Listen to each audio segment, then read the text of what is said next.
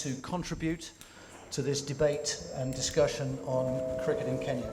I'm going to start off by asking each of the panelists just to introduce themselves and say a few words about who they are and their involvement in cricket. So we'll start with Peter.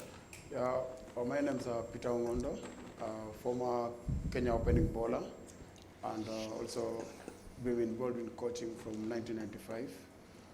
Recently, I'm with the cricket development program. Thanks. Alfie? Yeah, I'm ALFRED NJUGUNA, played for Kenya in the years 1986 to around 96. I'm currently involved privately with cricket in Nakuru, encouraging the boys in the slums. Thank you. ARJUN RUZAIK, born in Sri Lanka. Part of my cricket was played in Sri Lanka, in England, Zimbabwe, and Kenya. Played for Nagara from, I believe, from 82 till 87. So my last match, as far as cricket was concerned, was, I believe, November 87. I'm in media. Pioneered satellite television in Kenya, brought in DSTV, owned and ran East FM for a period of 10 years, sold it, and I'm on the verge of creating another media outlet, or what we would like to call a disruptive media outlet. And hopefully we'll be able to get Cricket Kenya, or assist Cricket Kenya, as far as media is concerned out there. Thank you, Arjun. My name is SUBHASH, former Kenya player, was born in Zanzibar, former international cricket umpire, former national selector, former chairman of Kenya Cricket Umpires and Scorers Association, played for Premier Club, Pangani Sports Club, Nagara Sports Club, and honorary member of Kenya Congolese Cricket Club, one of the oldest clubs in Kenya, which was formed in 1927. And on my left is the current chairman of Kenya Congolese Cricket Club, Mr. David Waters, MBE. I'm also an honorary member of Rift Valley Sports Club, and one of the retired executive employee of Ogilvy and Mather in Kenya. We all love cricket, the noble game of cricket, and we are here to support Kenya cricket. Thank you. Thank you, everybody. My name is David Waters. I have been in Kenya since 1980. I've had the great good fortune of playing against the three gentlemen to the far right, and I have been on the receiving end of many bad umpiring. No, I'm joking. I've been on the receiving end of many very good umpiring decisions, and I'd like to just say one thing. The gentleman on my right, SUBHASH, if anyone deserves a medal for what he's done and continues to do for Kenyan cricket, it is SUBHASH. I think he's the only man in world cricket that has had the privilege of umpiring a one-day international cricket match in which his son has also been playing. And it's a great honour to have you four gentlemen with us. By way of a little bit of setting the scene, if you like, I don't think anyone needs reminding of the long history of Kenyan cricket. There have been golden eras of Kenyan cricket, long before my time, long before SUBHASH's time. I think cricket first came to Kenya in the 1880s, and it's been played consistently since then. It arrived in Mombasa and spread up country. Golden era of Kenyan cricket, if you go back to the 1960s, the full Indian test team visited Kenya, and I think it was in around 1967. A three-day game was held at Nairobi Gymkhana, and Kenya drew that game. And sadly, we lost one of the stars of that match, Jawahir Shah, a couple of weeks ago. He scored 90-odd in one innings and 120 not out in the second innings, and Kenya drew that game against the full Indian test side. Since then, and in the 1970s, Kenya was welcomed as part of East Africa into the then World Cup. We played in the inaugural World Cup that was held in England, and initially we were part of East Africa. We then, because we were the strongest side, and in that first World Cup, Kenya actually had 7 of the 14-man squad were Kenyans.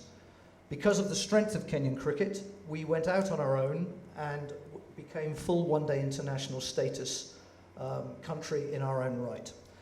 And that was up until 2014, when sadly we lost that status. There's no question that the highlight in Kenyan cricket's history, we've beaten test teams, we've beaten sides in the top 5 in the world, but was getting to the semi-final of the World Cup in 2003, which was a remarkable achievement. Against that backdrop, that was obviously the crest of a wave. Sadly, today, and I think anybody in this room that has followed Kenyan cricket knows that we are in the doldrums. And over the last, I would say 10 years, but certainly over the last few years, we are plummeting down the international rankings. At one point, Kenya was ranked number 10 in the world. And that is a remarkable achievement for a country that only really has 50 cricket clubs. When I came to Kenya in 1980-81, we only had 50 cricket clubs. Today, we still have only 50 cricket clubs.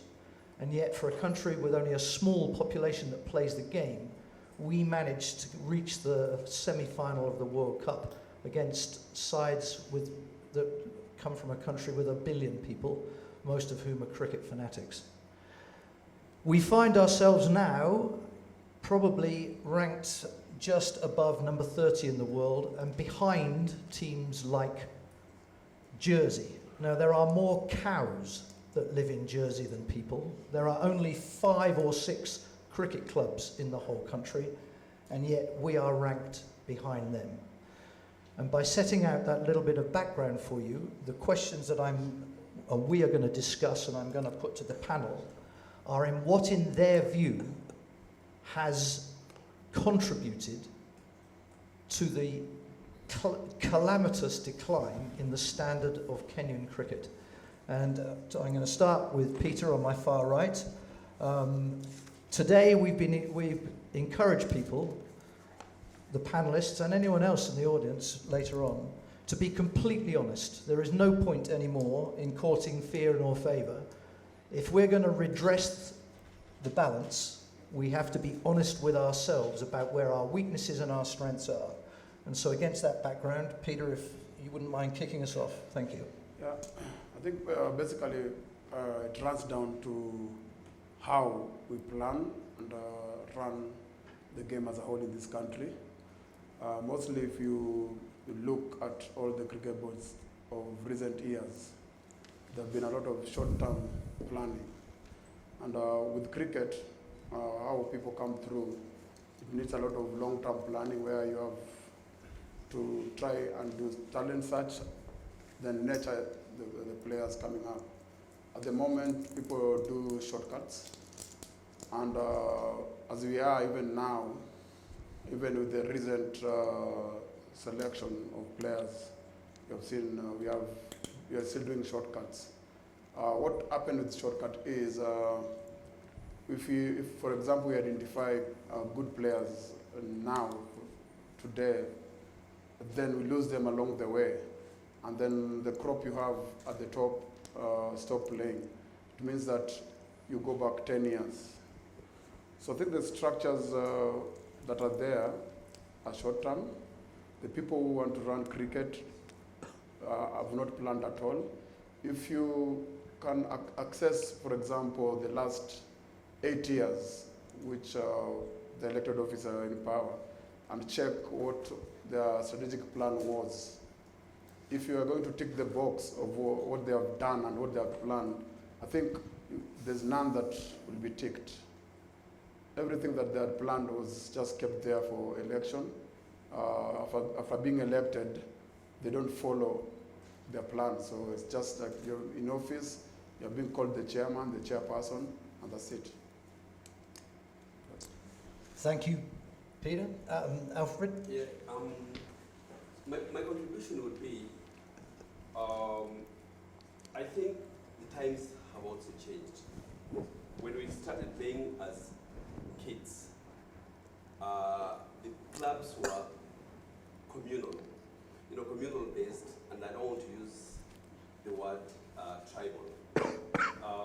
had the Muslim club, you had the Gymkhana where you had the Shahs, and I think with time, people have migrated. The interest that there was then has also changed. That is number one. You find the kind of enthusiasm then when clubs were competing against clubs.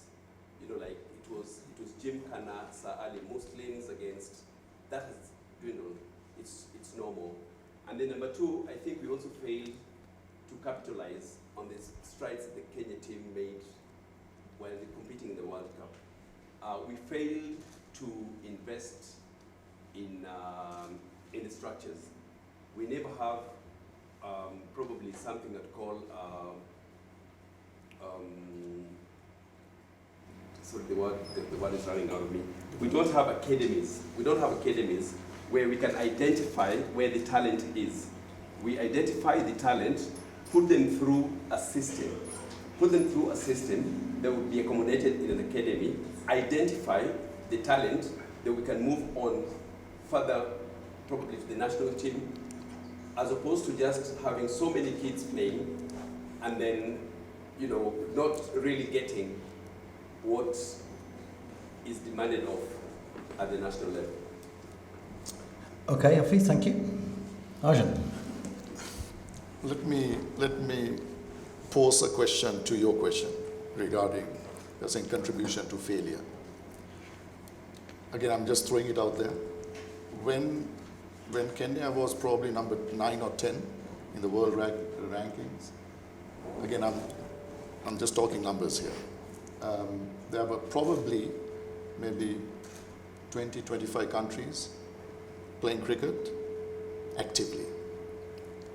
So my question is it really Kenya's failure, cricketing failure, is because there are 30 more new countries who have been funded by the ICC, and in the last 10, 15 years, they have developed it to a certain level, same level as probably Kenya. So is it that the other countries have become stronger, countries that traditionally did not play cricket when Kenya was number 9 or 10? You know, if you take countries such as Singapore, Malaysia, you take Hong Kong, countries where they were not even on the radar. So is it that our standards have dropped because the other countries' standards have gone up? Countries who have not played, I'm just putting it out there. I've always believed that if our fundamentals are wrong, i.e. the school cricket, if we do not have a strong system at school level, getting to the league level thereafter, when you're 2021 onwards, is a challenge. I'll give you an example of when it was Ceylon at that time. During the 50s, 60s, our school cricket, we could match anyone. Any country in the world, Ceylon cricket was up there as far as school cricket is concerned.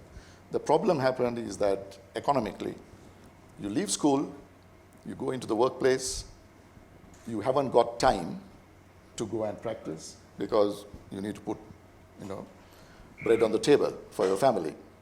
So what did the Ceylon board do at that time?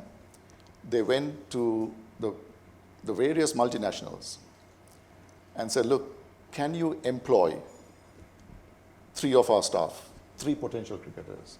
So I think at that time they had a mercantile league of about 50 companies. So you take 50 multiplied by, so you have a pool of about 150. And so all they did was they paid them, but 3/4 of their time was for cricket. That ended up, so the likes of Dulip Mendis, the guys who went up and who became major cricketers in their own right, Siddharth Vetumuni, all these guys, they went through this system. But fundamentally, our school cricket was top-notch. I guess it's the same in all the major test playing nations. So your fundamental pool is there. Now, how do you get that person out there? Whatever people say, you love playing cricket, but you also need to put bread on the table. That becomes a challenge. Right? Fortunately, there is only a very few of us who can afford to play at our pleasure, because we are probably married to a rich lady, and then she pays for that, the best way of doing it. But the fact of the matter remains is that you've got a family to look after.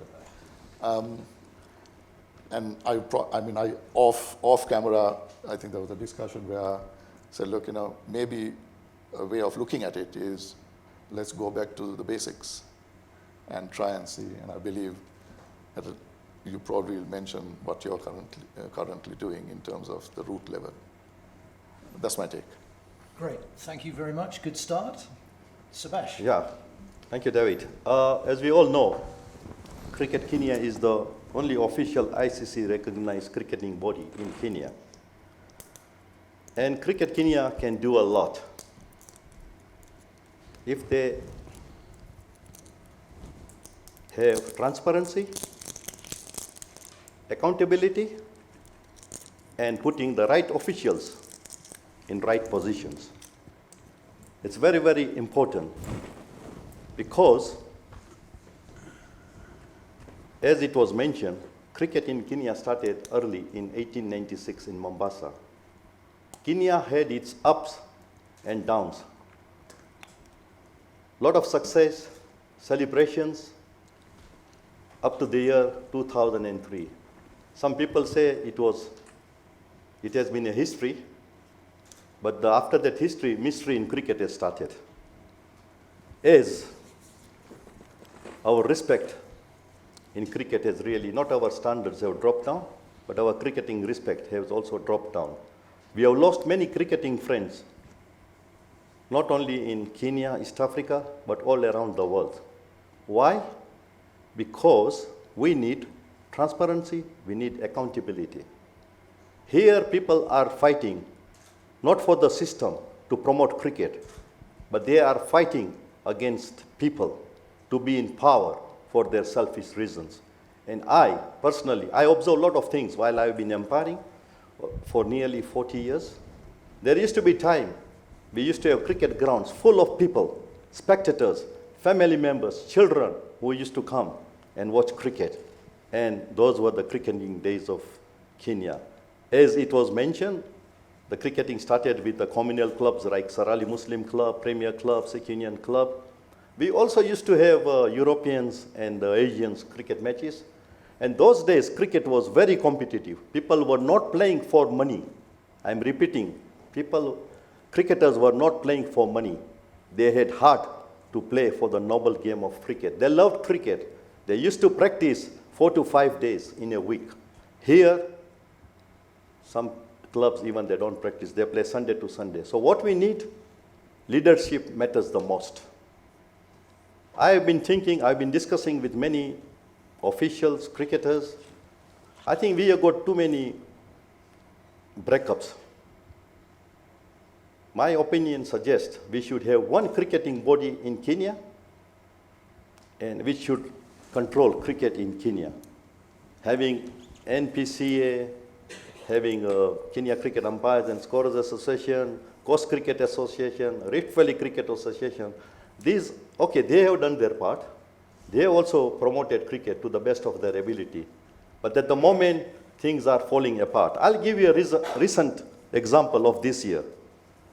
Nairobi Provincial Cricket Association is experiencing some difficulties with the teams within its own affiliations, NPCA, to a point where the teams started their own invitational cricket league, that is T20 and 50 overs cricket match. And they had their finals last Sunday at Nairobi Gymkhana. It was highly successfully completed, and I would say good marks to the officials of Nairobi Invitational Cricket League because there was transparency, there was harmony, and there was sort of respect. And also, that final attracted good crowd. I still feel Kenya can restore its lost cricketing glory if everybody works towards the noble game of cricket in this country. Thank you. Thank you very much, everybody, and thank you, Subhash, for finishing off the first round of discussion, and a couple of points that maybe I can pick up on, expand on, and then we can begin again. And I think two people mentioned playing the game for the love of the game, not for money. And so the word that I'd like us to think about and perhaps discuss a little bit is the word professionalism.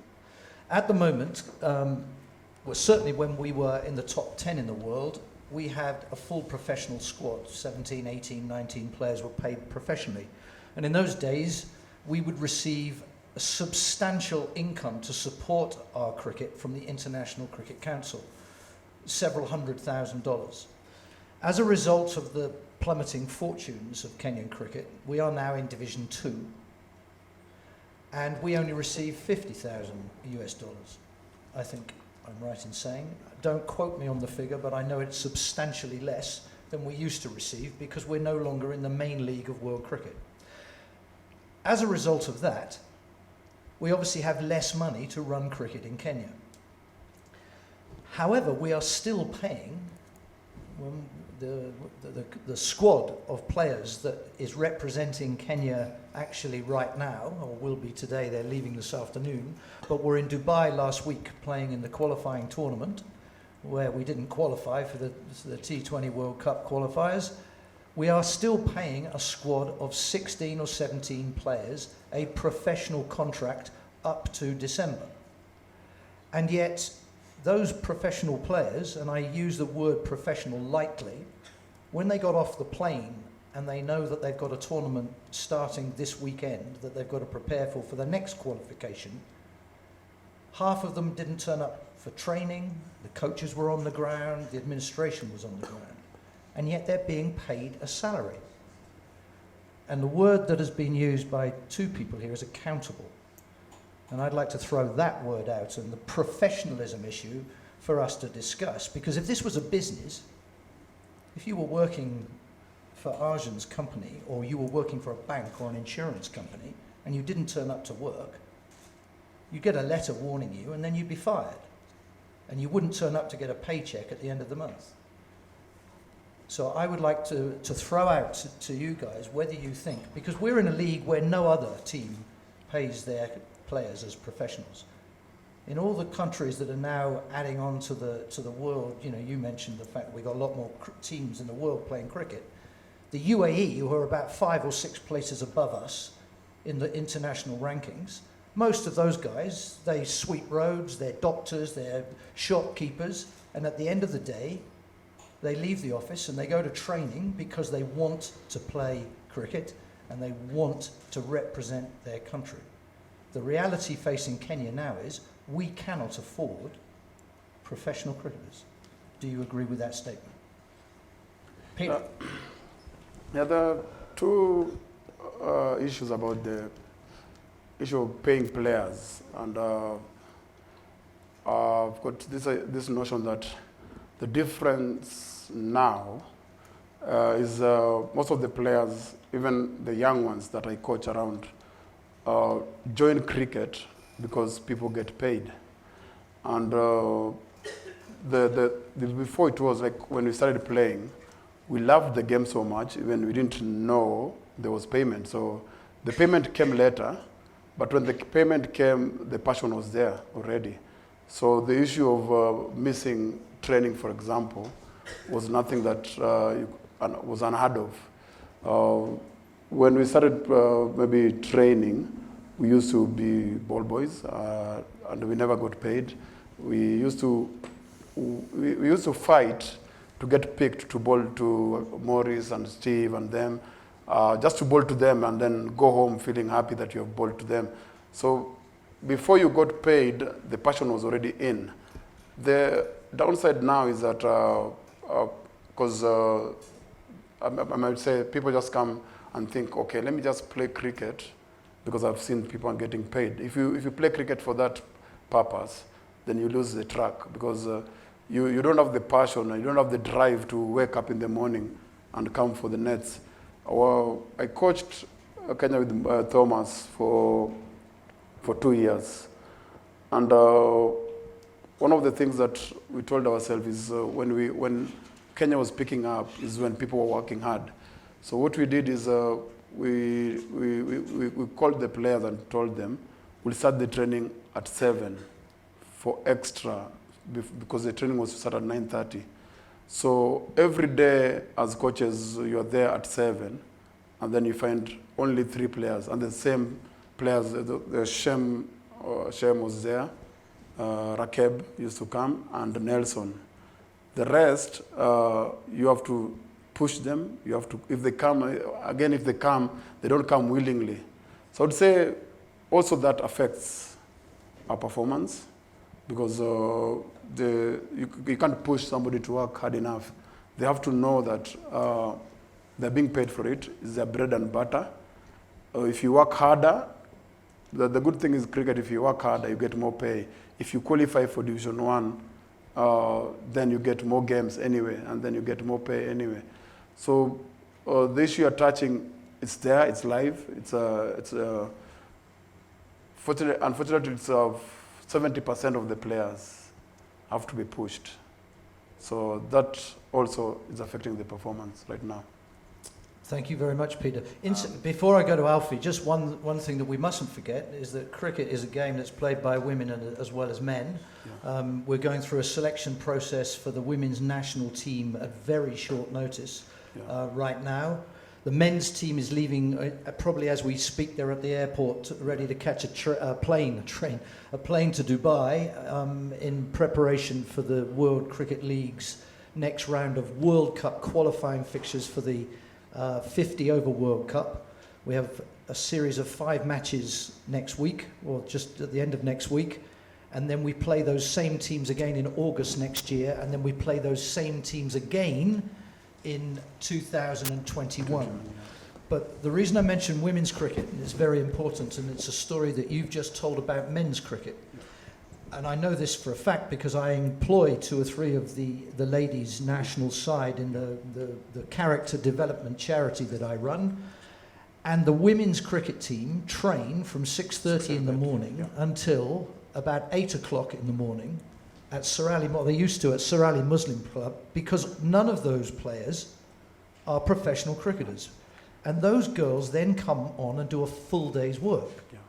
And that is what you are talking about when you talk about passion, dedication, and wanting to play the game because you love it. And I think that's a really important point that you've made. Alfie, over to you. Actually, in my introduction, I forgot to mention that I also coached Peter at the national team level way back in 2007. I'd actually attribute most of our downfall to the attitude of the players. Attitude really plays a big role. We're in training. If you want to succeed, you have to put an extra effort, apart from just what you receive. I'm currently involved in Nakuru, and I'm so proud as we sit here, kids from Nakuru who have not had an exposure, probably as what we've had in Nairobi. A kid who's learned the game through coaching, not through watching as we did. 4 of our ladies in Nakuru are in the under-19 team. 7 ladies who have not had an exposure at whatever level are now representing Kenya, were selected yesterday to represent Kenya in the forthcoming tournament. And this really just goes to show, if your attitude is right and you know exactly what you want to achieve, then it is easy. And then the other thing that I'd probably say is a minus to the players that are currently involved at the national team level is I think it has become too easy it has become too easy to represent your country.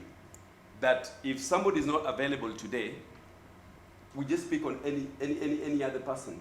I mean, the levels of selection, to my opinion, have gone not down, but due to the availability of the players around, have made it so easy to just pick on anybody because somebody else is not available. My contribution. Thank you. Arjun. David, you asked a question, can we afford to pay players? If you take Cricket Kenya as a business, you obviously need revenue to pay for your expenses. On the assumption that your figures are right, that where you mentioned that today, Cricket Kenya gets $50,000, that's $5 million. Surely, with 5 million, how on earth are you going to keep a team of about 20 professionals, pay their salaries, they got expenses, they got travel, etc., etc. You just cannot. It's not feasible. It probably will become like quite a few of our institutions here where they are teetering on bankruptcy. Right? It's somewhere along the line, I think Cricket Kenya has to be treated as a business, a solid business. And that goes down to the fact where you mentioned, if you are employed, and at the end of the day, a cricketer is employed, you're getting paid, you don't turn up, you're out, mate. It's as simple as that. Right? Yes, there'll be ifs and buts and all that, which happens in any business. But it needs to be, if you end up treating it as a business, you know, it's got its governance issues, transparency comes into play. Probably you need to get a hard-nosed numbers man to run Kenyan cricket.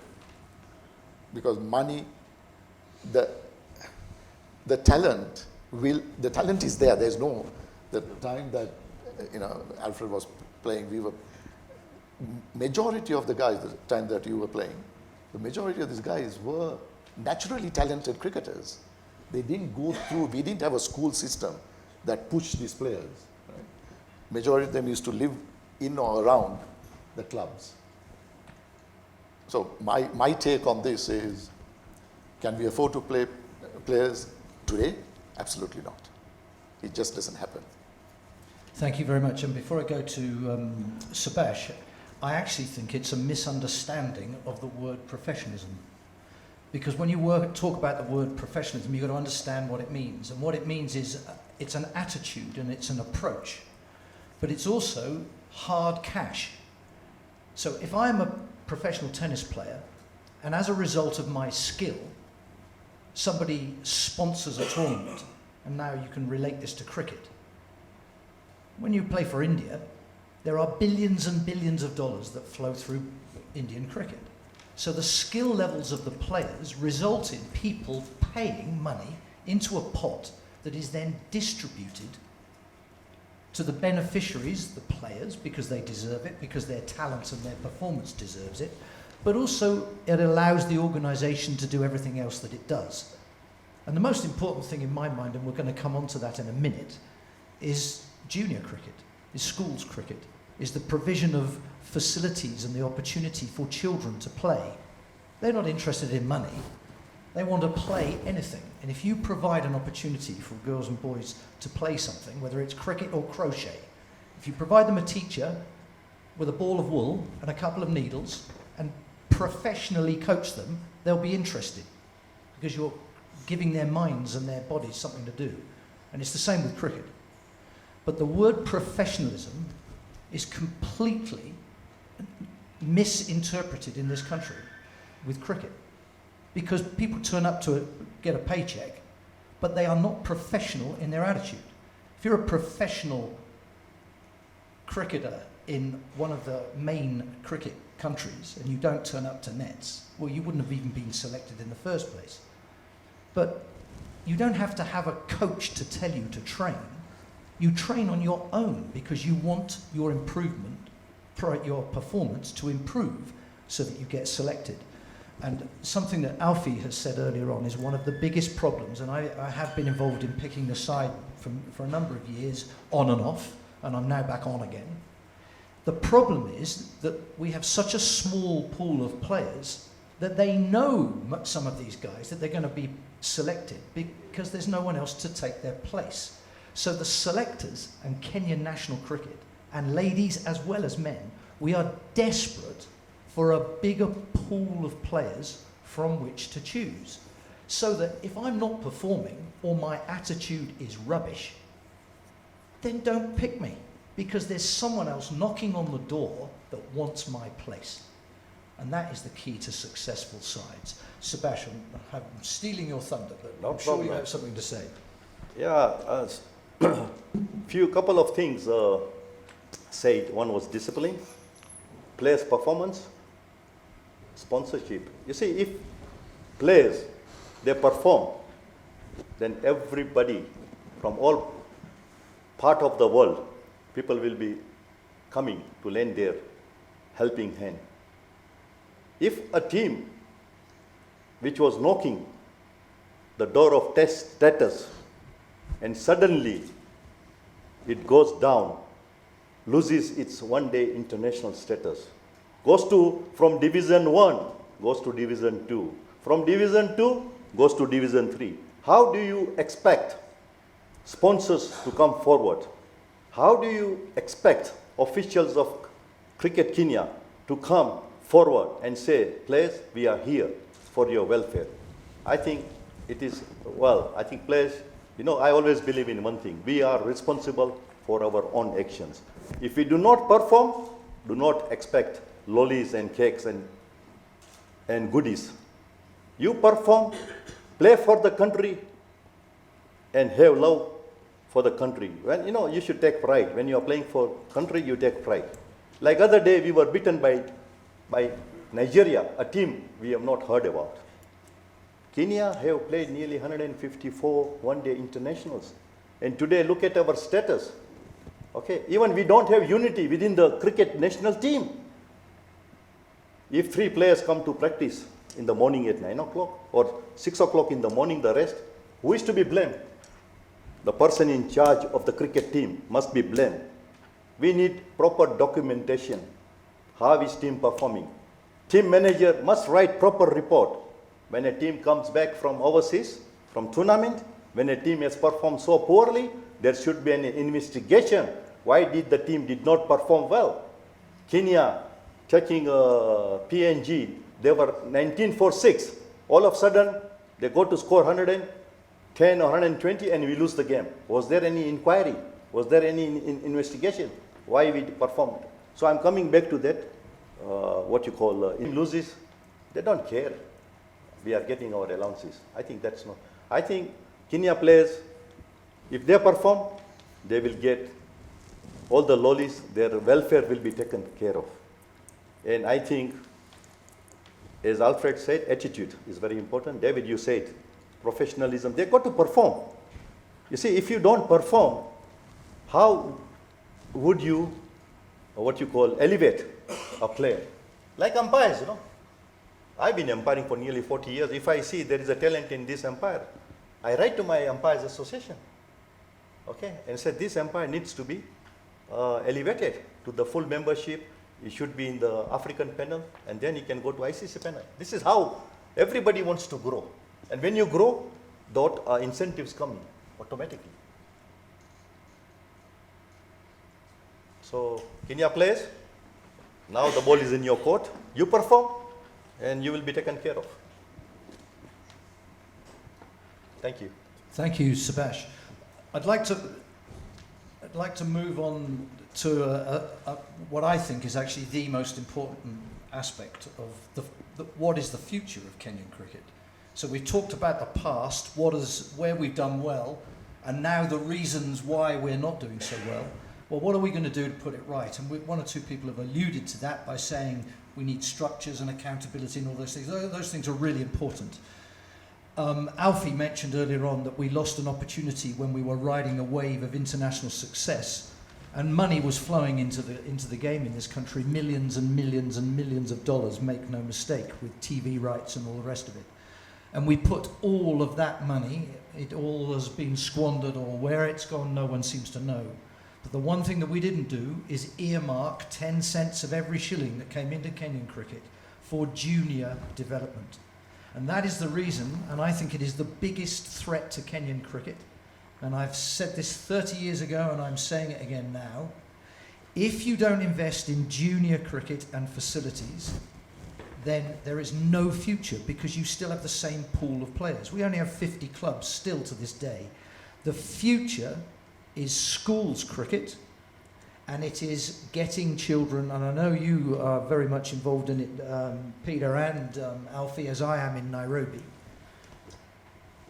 On a weekly basis in Nairobi, one organisation teaches character development through cricket to up to 4,300 boys or girls in what I would call informal or slum schools in and around Nairobi during their PE lessons. Now, not every one of those kids is interested in playing cricket, but because we give them an opportunity of running around in a structured PE lesson, they love it. But let's just say that 300 of those children, boys and girls, actually want to play the game outside school. Where the hell do they play? There is nowhere for them to play, because there are still only 50 cricket clubs in Kenya. And they are private members clubs, most of them. And you've got to pay to join. And the doors are shut to people who can't afford it. And that is then the responsibility of the national body, or the provincial, or now the county bodies, to actually provide cricket facilities and get cricket back into state schools. And what we'll do with that is that the kids that come in, they're not interested in money. They don't even know about money and cricket. In fact, some of the kids that we're involved in this program that I'm running, 5 years ago, thought that cricket was an insect. And 5 years later, one of those girls, who was a primary school pupil at Kawangware Primary School, has just returned from about 3 weeks or a month in India at one of the highest academies in India, cricket academies, and I believe she's just been picked for the Kenyan national team. 5 years ago, she had never seen a game of cricket. So make no mistake, the talent is there, but only if we get it into the schools and communities, and this is where we have to leverage, in my view, the government. We need the government to help us persuade the secondary schools in the cities and outside to allow their facilities to be developed for cricket, because the secondary schools in Nairobi are the only institutions that have the land on which you can play the games. And lots of it's destitute, all it is a dust bowl, but you can put a concrete wicket in and you can play cricket. And that's what my view is on the future, is all about leveraging the government to get their support with secondary schools and focusing on a structured junior development program. Peter, you two guys are very involved in Nakuru. I don't know if you agree with me or not, but please come in. Just to add on it, I would say the current crop of players have moved us from the top all the way to the bottom.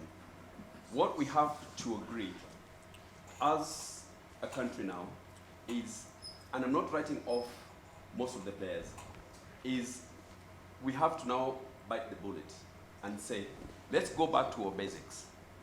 What did we do right then that we're not doing now? If the players are no longer as probably active as they were then, we have to accept and say, let's come with a program, probably a 5 to 10 year program, where we have all these kids now playing, identify the talent, and then take the talent through academies, and in the process, I believe, because I've been working with Islam kids in Nakuru, and I've seen what talent there is. We only need to rethink and say, yes, the crop that we have now is beyond. Now, let's work with the kids now, and then get our basics right, and then move ahead. Peter? Thank you, Alf. The recent happenings where it was announced that schools are going to get title deeds was a very good thing, because to afford a ground for the new players is going to be impossible. What we have to do, and what we've been fighting with the boards to do, is to make sure cricket is one of the sports played in secondary curriculum, which they have not done till today. We do play bits and bits of secondary school league, but we have to run around after the quality assurance, education quality assurance person to make sure they give you permission. So there's no Cricket Kenya to government policy that helps cricket run in schools. So there's ball games in the first term, and then second term they play other ball games, and third term they don't allow us in schools. So until we get cricket to be one of the sports in the school calendar, I think we'll lose out. We lose out on every talent that we are finding now, because you find a talent and then you got nowhere to take it. Recently, they've started the University League, which is also, if we keep going and we expand the secondary league, for example, and they go into the university and also play at the university level. That's how we'll keep most of the players busy, so that we don't lose lots of talent that comes through. Thank you very much. We've only got a couple of minutes left, so if you've got 30 seconds you'd like to add to this bit. I go back to the case of a 40-year-old being selected to play for a country. You take Brian Close, he was selected in his 40s, I believe, to play the last test. But England had a massive pool of players at that time. Yeah. Unfortunately, Kenya does not. So Kenya went and chose a player from the available lot. What I'm trying to get at is that the pool is shrinking by the day. Going back to the issue of where does it go, or where can we start off with, is back to basics. Yeah. 10 years down the road, that 15-year-old kid is 25 by that time, and the chances are that he or she could probably play international cricket. And then I go back, maybe because I come from an entrepreneurial background, is that Cricket Kenya needs to be run as a business, and I can assure you, you run it as a business, given the limitations, yeah, funding limitations that we are at. Right? Yes, certain people may not like it, but then, you can't please all. It's so school cricket, back to basics, run it as a P&L. And interestingly, if I may, running a business, there are lots of Kenyan entrepreneurs that start a business with 1,000 shillings. It's still a business. And business management, whoever that entrepreneur is, starts a business with 1,000 shillings. They don't, first of all, the first thing they do, they don't spend 2,000 shillings because they haven't got it. So it doesn't matter, your pot of money is what determines your business plan. And the second thing, and I'd like to just say one thing about choosing 40-year-olds. There's been an enormous amount of response to the fact that the Kenyan cricket team has chosen a man in his 40s. I wonder how many of those people that have been criticising the Kenyan selection policy, if they watch the tennis, do they ever say that Roger Federer in his 40th year isn't good enough to play tennis? And when the Australian test team selected, I'm not sure what his name is, but they selected for his first ever test match, somebody who was 35 in his 36th year, the answer is, if you're good enough, you're old enough. Sachin Tendulkar played Test cricket for India at 15. Lemi Konyango is one of the most consistent bowlers. Look at the records. He takes more wickets at a better average than almost anyone in the country this year, last year, the year before. He's the best. So it doesn't matter if he's 90. Pick him. He deserves it. And the most important thing is, he's got heart and passion, and he wants to represent his country. I have a feeling, is that it? Well, listen, this has been I'd like to go on all day, actually, because there's so many more things to discuss. But I think that we've reached a consensus that we need to be more professional and accountable. And I think we've also reached a consensus that we've got to go right back to basics. We've got to look at ourselves in the mirror and realize that we're no longer a professional cricket team, that we've got to go back to basics. We've got to question our commitment. We've got to understand where we are in the world pecking order. And we've got to start again from scratch with children, giving them a love of the game so they play it for the right reason. And as both Peter and SUBHASH have said, if you perform, then the rewards come. And those rewards aren't always money. The greatest reward of all is walking off that cricket field when you've won a game for your country. And our country is Kenya. Thank you very much, ladies and gentlemen.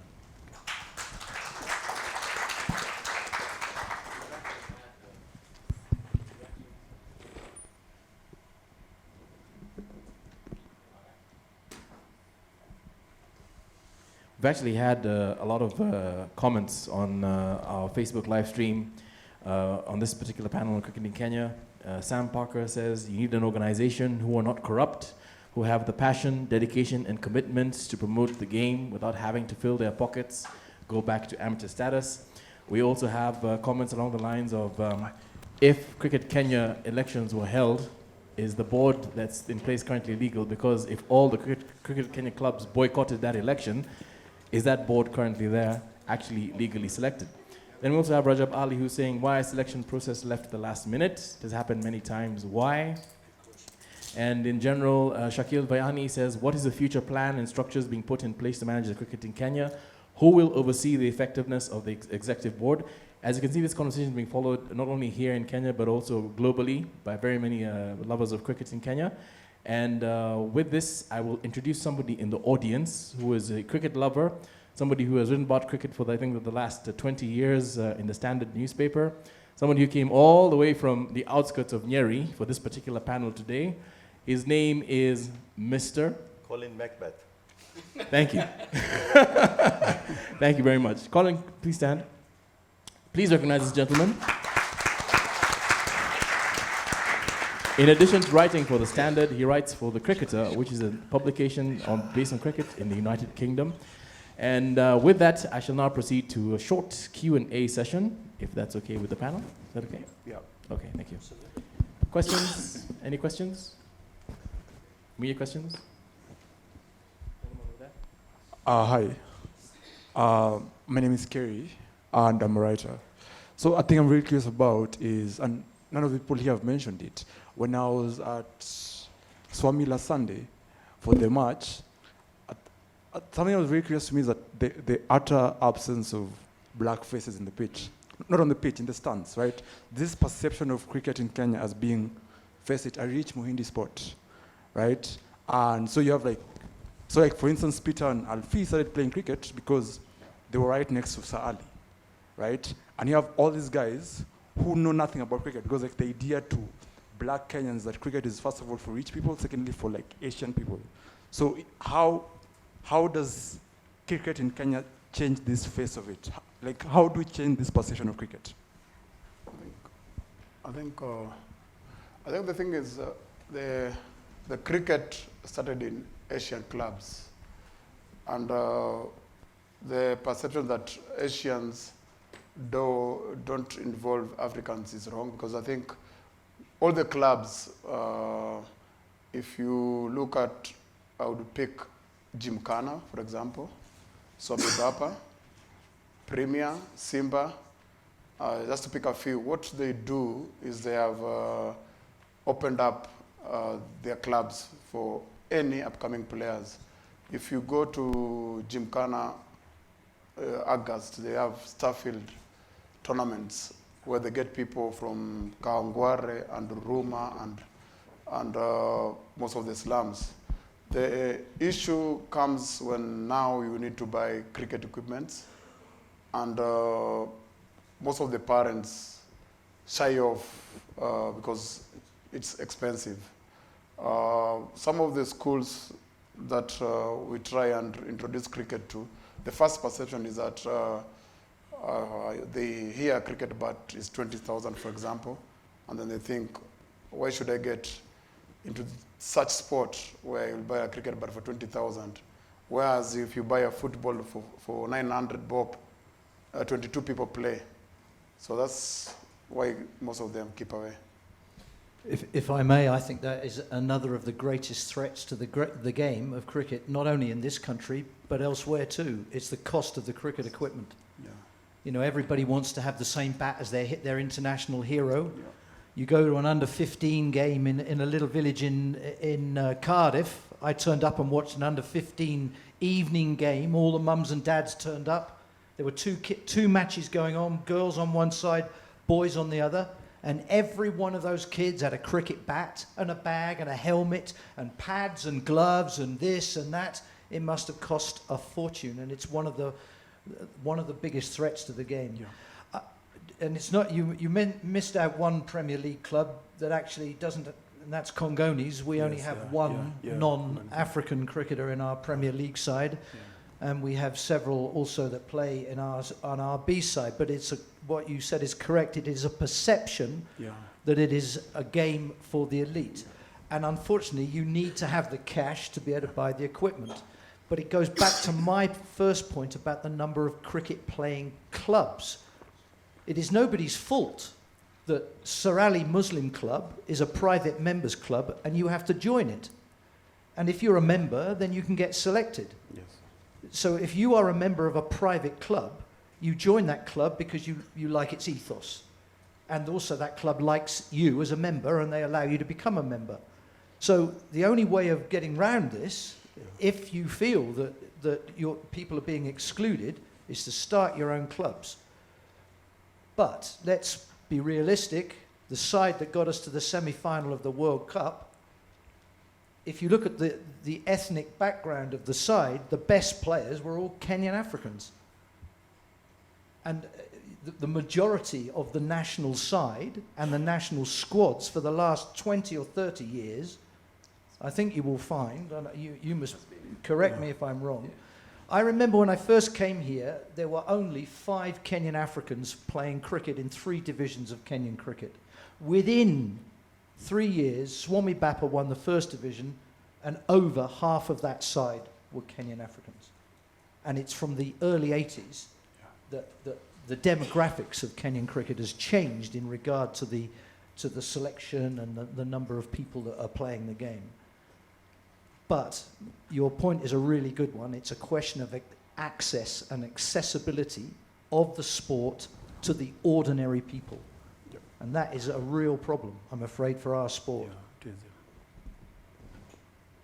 Good afternoon. My name is Douglas. I'm an athlete. But my question comes to the curriculum developers who probably don't put sport at the top. And as we struggle to push the sport itself to schools, we are very limited, as he said, that we are allowed to play in certain terms and others we are not. That is one area probably we need to look at, and the policy itself in regard to where Kenya stands in the world through sport. Then number 2, we also have a policy that is in place governing the facilities that we are all hungry about. And I've never seen Kenya, or we have not had this space of sports centers, a center whereby we can have more than one sport. Most of our facilities are either football, running, and that's probably it. Can we probably look into that in future, that we have a sports center which can hold at least more than 6 or 10 sports, and then that can generate the traffic that the young people require when they close schools. They can. He opened the discussion out to other sports, but the principles, underlying principles, remain the same. Just to give you an example of Kawangware Primary School, and to put into perspective, and I'm not talking just about cricket now, I'm talking about other sports. So if you're in primary school in Kenya, you get 3 or 4 PE lessons a week.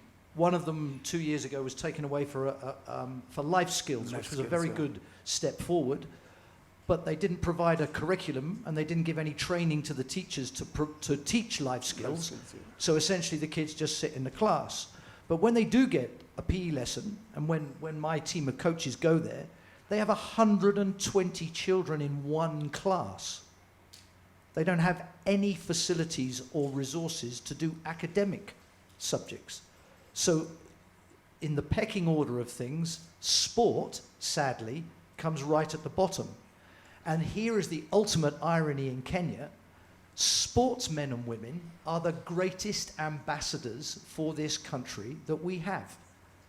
Our runners, whenever they win, and they win all the time, they're on the front page of every newspaper on earth. When the rugby team do really well in the sevens, they're lauded all over the world in countries where millions and millions and millions of people follow these sports. When Kenya got to the semi-final of the World Cup, that game was watched by 1 billion people on the television. So is there anything more important, actually, than promoting sport and giving resources within the education system? Not just for that reason, that's almost a selfish reason, but the other reason is the health of your children, the health and the character development of the nation. Sport contributes more than anything else. So almost every box for positiveness is ticked by sports. And yet, sadly, if you visit the schools, they have almost zero resources to promote sport. So your point is very valid. Let me just add one bit to that. I don't want to burst your bubble, Subhash. Having a wish of a high performance center, someone somewhere along the line needs to fund it. You need to find the money. And like the gentleman just mentioned, he got funded by a company for 4 years, and that helped him achieve what he did. And then we have a government. If there is someone from the sports ministry here, I would love to have a chat with you. You'll go and spend nearer to the elections. You'll go and make commitments that I will have stadium here, stadium there, etc., etc. You must have seen in the papers about a week ago where there's a list of stadiums. The budgets have been given, but the amount of money that has been spent on it does not even hit 5%. And they are now it's for grazing. Now, somewhere along the line, the government needs to take action. Again, going back to the issue of, if you take motorsport, what the government probably did not understand is the amount of money that comes into the country because of the Safari Rally is enormous. I mean, you just put the numbers together, and just like when Kenya Rugby Sevens won Singapore, the government lost it in terms of going and shouting about it because it's major news. I mean, I can go on about the failures of the government. Unfortunately, come 2022 or just before August 2022, there'll be some sort of rhetoric coming from politicians saying, oh, I'm going to build this stadium here, that stadium there, etc. Come on, guys. The reality is totally, totally different. And unfortunately, the very same guys who put those guys into office is seated among us, including myself. Hello, my name is Celestine. I'm a journalist. Touching on the professionalism aspect, I wonder, maybe someone like Peter could take this one on. Is there something to be said for adopting maybe a semi-pro approach in how we pay players and how we engage players. And so this way we will be able to probably pay them seasonal, and then probably have even bigger KPIs. You know, we need to introduce KPIs in that contract. And then maybe with time it can help to looking at the limited funding that we have, and it can also probably even help build a better base of more professional players and make even competing to get into the national team better. You wouldn't like to join the Cricket Kenya board, would you? Because that's exactly the sort of thing. Peter, over to you. I think the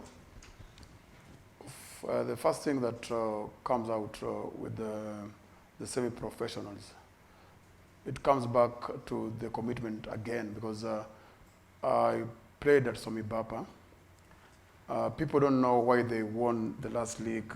The issue was they appointed David Tikolo as the coach, and he made sure that if you're not training, you're not playing on Sunday. We had issues getting players to train at the clubs. The semi-professional used to work in the 80s and early 90s. Why? Because there was competition at the clubs. If I used to go to Gymkhana to bowl because of samosa, they used to have very good samosas. And what used to happen is the selection was to be done by Thursday. Thursday evening, you know that you're playing on Sunday. So if you have a professional setups with the clubs running, then you cannot pick somebody who's rusted because he's training at the club level. But if the clubs they train on Sunday afternoon. Most of the clubs train on Sunday afternoon. And then you have this guy on a semi-professional contract. And then again, he's not committed to train at the club, because if he's got a semi-professional contract, that means you cannot call him every day for nets at the national level. So this thing has to start by the clubs getting serious, because some of the clubs also pay their players, but they let them run away with it. They don't push them to train. And the players also don't bring in the passion, because if will you be picked? How will you pick these semi-professionals? Because at the moment, if you look at what David said, they're picking through the league. Some of the players turn down the selections.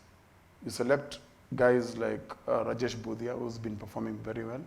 He turns it down because he's working. We have Dhiren Godaria. That player can be better than Steve and Maurice combined, but he trains once a week because he's working. So there are also downsides of semi-professional per se. And people like Gondaria are supposed to be on full-time contract. But the issue is he comes out and quotes what is being paid at work, and you have to match it. And then Cricket Kenya can't afford it. So then they let him work. Then we lose out on all that he can do for Kenya. So it's a touch and go. But basically. Peter, that is the reality of our situation. Yeah. We are not a professional cricket nation. Yes. If you play cricket for England, Yeah. okay, they give you a central contract, Yes. but you don't train with England 5 days a week, Yeah. 365 days of the year. When you're picked to play on a tour, off you go. But other than that, you're In the training counties, and playing with your club Counties, yeah. and on your own. Yeah. And so that is where I think your idea of a semi-professional contract is the way to go. Yeah. So, and something that you've just mentioned, Yeah. the transformation of Swami Bappa Yeah. has been down to people. Yeah. You selected one individual, I said it was David David Tikolo, Tikolo, to be yeah. your coach. Yes. And on the day that he took over, Yeah. if I got you correctly, Yes. he said, if you don't come to nets once Yeah. or twice a week, you Yeah. don't get selected. Yeah. And then suddenly people turn up. Yeah. If you don't make that commitment Yes. and you don't have the right person running it, then people, sadly, we're all human beings, we're sort of inherently lazy and take the easy route out. in my view, you mentioned one of the players who's got a job. There is nothing wrong in him pursuing a career, Yeah. because when he's 50, he won't be playing professional cricket. Yeah. And if he's the best, playing for Kenya and being paid when he turns up for Kenya, with going back to the model that you talked about, which was very successful in India as well, where companies employed people and allowed them to play cricket when they were chosen. So there are means and ways of achieving the same thing. And I think that the reality has got to be, we've got to realise the level we are at internationally, and given that situation, put the right people in place to get the best out of that situation and the players that we have, and encourage them to give everything they've got. They go to work, they get back and it's dark, well then go for a run, or Yeah. get an indoor net somewhere. Yeah. And there are places you can do it. It's all about individuals and the people in the places. But it's a very, very good question, and thank you very much for it.